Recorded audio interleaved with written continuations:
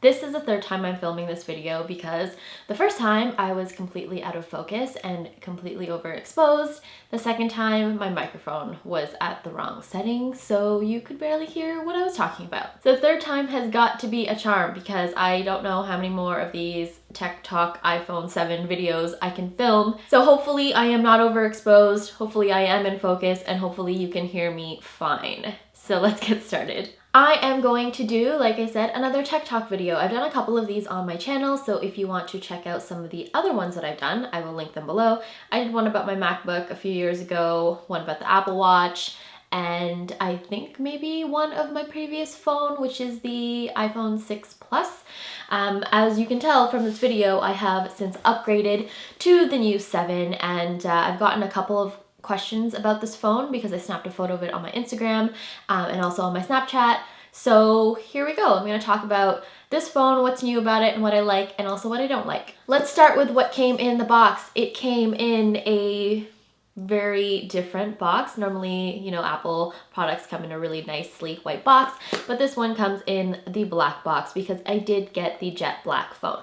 So I got the iPhone 7 in the jet black and 128 gigabytes. It comes in 32, 128, and 256. You can only get the jet black version in the 128 and 256. Honestly, I was debating getting the 256, but I didn't really feel like it was necessary to shell out an extra, you know, $100 for the extra storage, even though, I mean, it is a good bang for your buck, but I really didn't need it. With my previous phone, because the previous capacities were 16, 64, and 128, I went with 64 because honestly, 16, I wouldn't be able to survive on that. When I had the 64 gig, I maybe only used maybe 40 or 50 gigs of space on the phone. So I still had some space left over. That's why I didn't opt for the 256 model. Just a personal preference, really. You know, I was just happy with the 128. So what came in the box? Well, like I said, it's the black box. Sorry, this is not a proper unboxing because I've had this phone for 3.5 weeks now.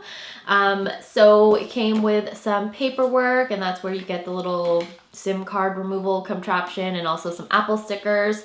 It comes with the new Lightning earpods, and also it came with a dongle, which I actually have permanently attached to these Bose earphones because that way I won't lose them. So it's just this little adapter here, lightning cable on one end and 3.5 millimeter jack on the other. Lightning earpods, comes with a wall adapter and also a lightning cable for charging. So let's talk about the actual phone itself.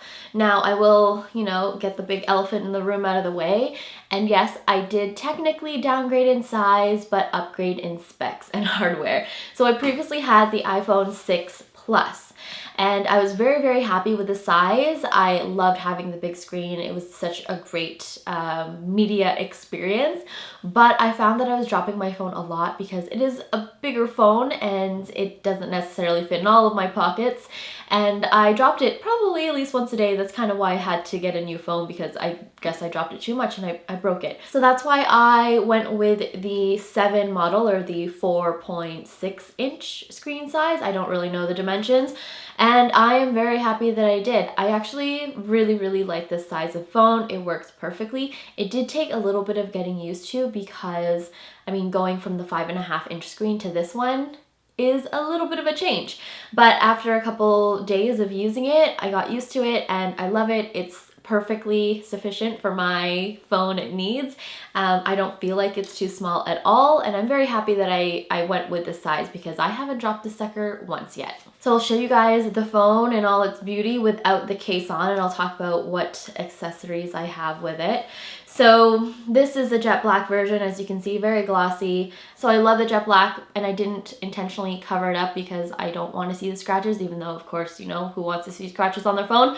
It's really more of a personal preference. I just like having a case on my phone. So let's talk about the case very quickly. I just have a speaking case on this phone. It is the Liquid Armor I got it from Amazon. I will link it below in case you're interested. So it's a really nice case. It doesn't add hardly any bulk to the phone. I mean, it still feels light in the hand, still feels very thin, and I like how it feels a little bit extra grippy, more robust slightly. It does have kind of a pattern textured back, which is pretty.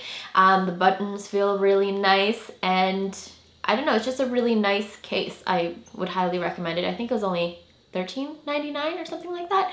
So very affordable. Because this is a new phone and I've only had it for maybe 3.5 weeks or 4 weeks, I also have a screen protector on it. And normally I only use a screen protector for the first maybe 6 months of owning a phone. After that, I just think, F it, who cares if it gets scratched. But because it's still new, I thought I would at least try to protect it for a little bit longer. And again, this is from Amazon. We'll link it below. It's from Jet Tech. I don't find that it distorts any of the colors of the screen, which is great because sometimes you'll put a screen on it really dulls the screen, but this one doesn't do that. It's very easy to apply. I will say though that with this case or this screen protector and a lot of other screen protectors, it does leave a bit of a border around the phone. It doesn't go edge to edge just because of the way the screen kind of curves, I guess. But it protects the important part, which is the touch screen. So it works. There are some scratches on it because again, I'm very careless with my phone. So I'll just put it in my pocket, same pocket I put my keys in. So there are some scratches on the screen protector, but I guess that's better than actually having it on the screen. So I'm going to talk about the features that I like and I don't like about this phone. And again, I'm coming from the 6 Plus. So I didn't have the 6S model or generation, so if you're coming from that, you might not be as excited with some of the new features that I am excited about on the 7. So first of all, the Force Touch is totally new to me and is very exciting. I think that's my favorite part about this phone is how, not necessarily the Force Touch, but how the hardware and the software are just, they work beautifully together. There's a perfect synergy between the two. I know the most recent iOS is made for the most current iPhone or the newest release of iPhone, and that is as true as it comes with this combination. So the iOS 10 and the 7 work seamlessly together. I noticed, so I actually have the Bose phone here because my 6 Plus, I ended up just trading in for credit for this phone. But anyway, so I have his phone to kind of compare with. In terms of size and, you know, where everything is, they're very, very similar. There's only minor changes in the actual look of the phone. But in terms of, you know, size, pretty much weight, they're very, very similar. Anyway, so going back quickly to how much I love how the hardware and the software work together. So on the 6, so this is a 6, not a 6S, this phone is running on iOS 10. And since iOS 10 no longer has that, you know, swipe to unlock feature, you have to press on the home button in order to, you know, see the home screen if you want to just check the time or see if you have any notifications or something. And it's not really that much of a hassle to do that, but unless you have a certain feature off, as soon as you press on the home button, it'll, because this phone has Touch ID, it'll just log you automatically into the phone. However, with the new 7, potentially the 6S, not sure because I don't own it, but it knows based on, I presume, the gyroscope on the phone or some sort of technology in the phone, maybe the motion sensor. When you lift it up, it will actually come on. So the screen will flip on because it's recognizing that movement as if you want to see what's happening on your phone, and the screen will just come on, which I think is great. On this phone, it doesn't do that no matter how hard you try, which seems like a hassle, but you know, it's just the software and the hardware just work beautifully together on this model versus this model. So when I had my 6 Plus, there's a lot of features like that. Even, you know, when I'm trying to swipe notifications away or things like that, there's a lot of features that I think there's an extra step that doesn't necessarily have to be here, but that's really resolved with the Force Touch because the Force Touch is actually really awesome. One of the other things I really like about Force Touch is how with the apps, most of the apps that I have, especially the, you know, Apple apps, the iOS apps, if you use Force Touch, it just allows different shortcuts to make the user experience a lot easier. So with the phone, for example, I mean, it doesn't take a lot to click on the phone and then go to your favorites and then select someone to call. But with the Force Touch, you can just press down on the app, and then your top 4 favorites will actually show up on the screen, and then you can just dial from there. So very easy, very intuitive. Something else that is different on the iPhone 7 is obviously the lack of the headphone jack. So again, on the 6 and also 6S, it has the 3.5mm headphone jack, which you would stick earphones in, or maybe if your car has an auxiliary cable and you can stick that in there to play music in your car. This one does not have that. That's not a deal breaker for me. To be honest, I have been using Bluetooth headphones for a really long time now, at least over a year, and I'm very happy with that. And again, I actually don't mind the dongle. I mean, yes, it is an extra accessory that could break or I could lose, and the thought of having to pay $10 for this if I lose it is absurd, but it really doesn't bother me. I just have it permanently attached to these earphones, and if I need them, I'll use them. The only time that I found that to be a little bit irksome is when I wanted to charge my phone and use earphones at the same time, and I didn't have Bluetooth ones.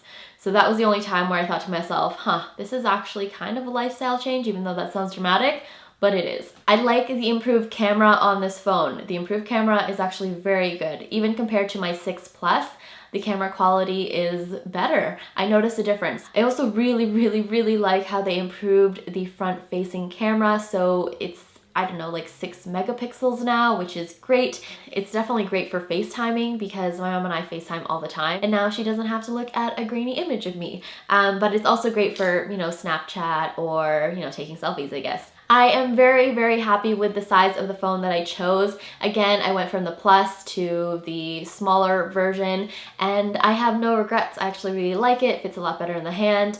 I do miss the screen size somewhat, but I am very happy with the size of this phone. This phone now also has auto image stabilization and auto video stabilization, which is great. The video stabilization was on the 6 Plus. It was improved in the 6S Plus, and now it's even in the 7 and 7 Plus, obviously. But I'm very happy with it. I have noticed quite a difference between the video on this and the video on just the regular 6 and even the 6 Plus. So I'm very happy with that because I do like to take some video with my phone, just little snaps and things like that. So I like having the image stabilization. This phone is a lot louder than my previous phone, which is great when I'm trying to watch videos. I've actually even been watching Netflix on my phone because I've been binge watching Gilmore Girls, so I basically do it wherever I can and I use my phone to do it. So it now has a speaker on the bottom. This is not actually a speaker. It looks like these two would be speakers, but sound only comes out of one. Not really sure. I think this is just for symmetry or aesthetics. But the phone actually now shoots sound out of this top speaker, which is great. You kind of get like a stereo experience almost. It's not the ultimate best quality of a speaker, but it's definitely louder, especially when you're making calls. It's actually a really nice speaker. Another thing that's new about this phone that I don't like or dislike, I actually think it's actually cool, so maybe I do like it, is the fact that the home button is not actually a button. It is just a piece of glass, I guess. It is just one with the front of the phone. Unlike on the previous generation where it was an actual physical button that you could see go down and there was actually movement in it, this is not. And it's kind of a trippy sensation because when you're pressing on it, it feels like a button because you're getting a haptic feedback, and also a clicking noise is coming from the phone.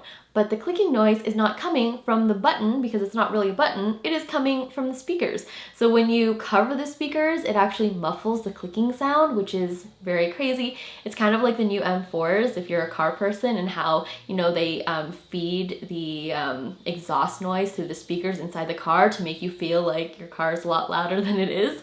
It's kind of like that. So it's actually a really trippy sensation. It works really well. When the phone is off, this button does nothing. When the phone is off, this button does nothing. It is just a flat piece of glass. It doesn't give you any haptic feedback. It doesn't do anything. It's just there. I also really like on this phone the whole haptic feedback that you get now. So whether you are maybe zooming in on a photo and you've zoomed in all you can, it'll actually give you a little haptic feedback to say, oh, that's as far as you can go. I also really like, it's kind of dorky, but I actually really like the noise, the clicking noise that you get when you are, for example, scrolling through anything that has almost like a dial. It gives you, again, this little neat haptic feedback, and it has a clicking noise as if you're actually, rolling through a dial, which is kind of dorky to like, but I really like it. So I really like the haptic feedback. I didn't have that on my old phone, so it's pretty neat to use. So there's not much that I don't like about this phone other than the occasional time, again, when I want to charge my phone and use headphones at the same time. I haven't really found anything I disliked about this phone. The iOS and the phone hardware work beautifully together. I like all the new features, especially since I was coming from, you know, a phone that was released 2 generations ago.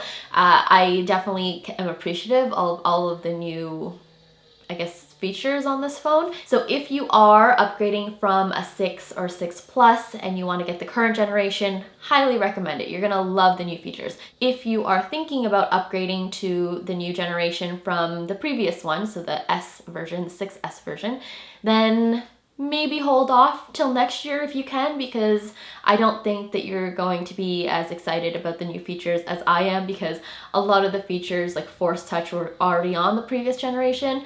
But if you want to get a new phone, then this is a really great, fast, and user-friendly phone. So even though I had to kind of get this phone because I had no other option because my other phone was broken, I definitely don't regret it, and I'm very happy with the phone.